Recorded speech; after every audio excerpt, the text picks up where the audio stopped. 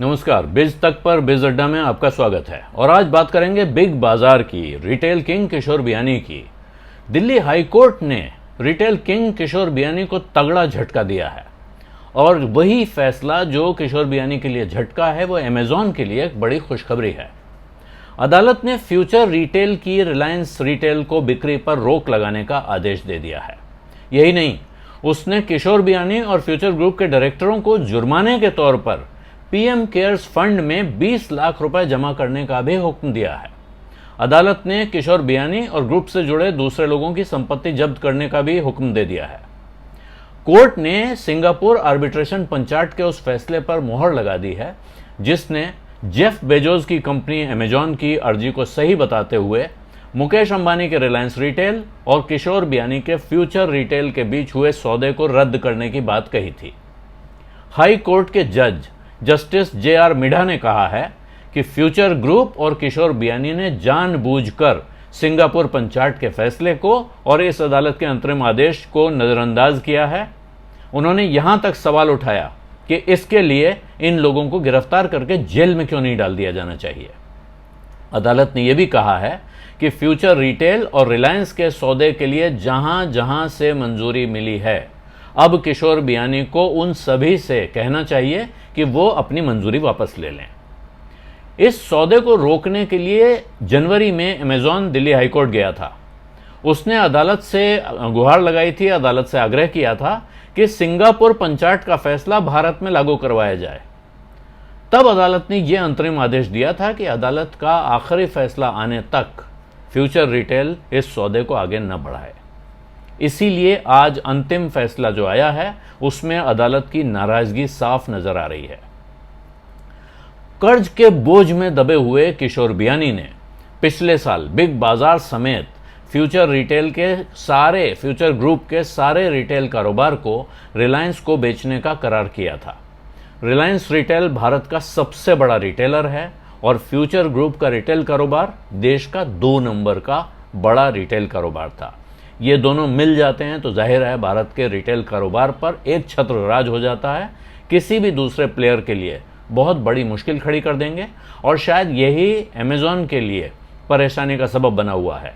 Amazon दुनिया की सबसे बड़ी कंपनियों में से एक है। उसके मालिक जेफ बेजोस दुनिया के सबसे अमीर आदमी या दूसरे नंबर के सबसे अमीर आदमी के बीच में झूलते रहते हैं। उनका आजकल एलन मस्क के साथ मुकाबला चलता है इस मामले पर। लेकिन ये जो करीब 25,000 करोड़ रुपए का सौदा होना था फ्यूचर ग्रुप का, सौदा एक तरह से हो चुका है, उस पर वो आगे बढ़े हुए हैं, लेकिन अब अमेजॉन ने उस पर रोक लगवा दी है। इससे पहले बियानी ने रिलायंस को ये कारोबार बेचने का फैसला करने से पहले अपने कारोबार को बचाए रखने या किसी और साझेदार को साथ लेने की भी काफ़ी कोशिशें की थी। खबर यह है, इस कारोबार से जुड़े हुए लोग कहते हैं कि अमेजॉन से भी बियानी की बातचीत हुई थी, फ्यूचर ग्रुप के साथ उनकी बातचीत चल रही थी, लेकिन अमेजॉन से उनको कोई सीधा जवाब नहीं मिला। आखिरकार हर तरफ से हार कर उन्होंने रिलायंस को यह कारोबार बेचने का फैसला किया।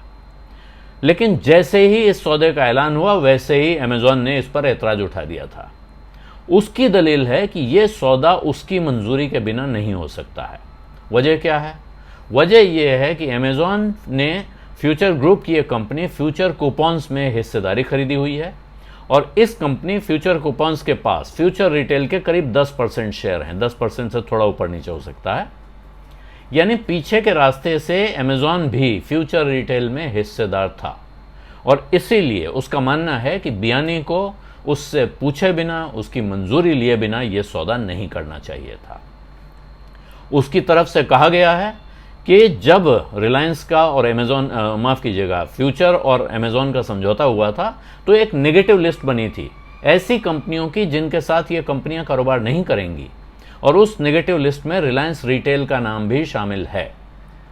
इधर किशोर बियानी या फ्यूचर ग्रुप की दलील है कि अगर ये सौदा नहीं होता है, जैसे कि आसार दिख रहे हैं, अगर अमेजॉन इस सौदे को रोके रखता है, कोई दूसरा खरीदार ला के सामने खड़ा नहीं करता है, खुद इस कंपनी को खरीदने को तैयार नहीं होता और इसमें पैसे नहीं लगाता है, तो फ्यूचर ग्रुप का रिटेल का कारोबार बंद हो जाएगा। इससे बियानी परिवार का जो होना है वो तो होगा, लेकिन साथ में इस ग्रुप के करीब 1 लाख कर्मचारी, डायरेक्ट इनडायरेक्ट मिलाकर करीब 1 लाख कर्मचारी हैं और उनके वेंडरों से जुड़े हुए लगभग 10 लाख लोगों के सामने रोजी रोटी का संकट भी खड़ा हो जाएगा। उनके लिए यह स्थिति हो जाएगी कि वो सड़क पे आ जाएंगे। अदालत के इस फैसले पर फ्यूचर ग्रुप ने आज कोई टिप्पणी नहीं की है। ऐसा लगता है कि वो डिटेल्ड फैसले का इंतजार करेंगे, उसको पढ़ेंगे और उसके बाद कानूनी राय वाय लेके उस पर आगे जो करना है वो करेंगे। लेकिन इससे पहले फ्यूचर ग्रुप सिंगापुर के पंचायत में एक अर्जी लगा चुका है। वहां उसने कहा है कि उनको अपने फैसले पर पुनर्विचार करना चाहिए, उनको अपना फैसला रिव्यू करना चाहिए और जो दलीलें वो भारत की अदालतों में दे चुके हैं शायद वही दलील उन्होंने वहां भी रखी है। दूसरी तरफ ये मामला हाई कोर्ट में एक बड़ी बेंच के पास भी जा चुका था और उसके बाद सुप्रीम कोर्ट में पेंडिंग है।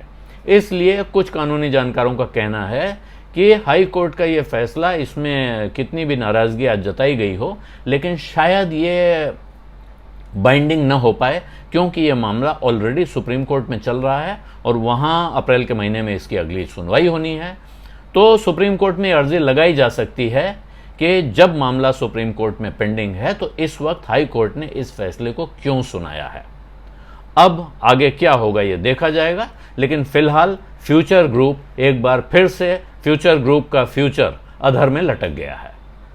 बिज अड्डा आपको कैसा लग रहा है ये बताना मत भूलिएगा, नीचे कमेंट्स में लिखिए और अगर आप कोई खास चीज़ जानना चाहते हैं, देखना चाहते हैं तो वो भी कमेंट्स में लिखिए। मैं कोशिश करूंगा कि आपकी इच्छा पूरी करूं। धन्यवाद, नमस्कार।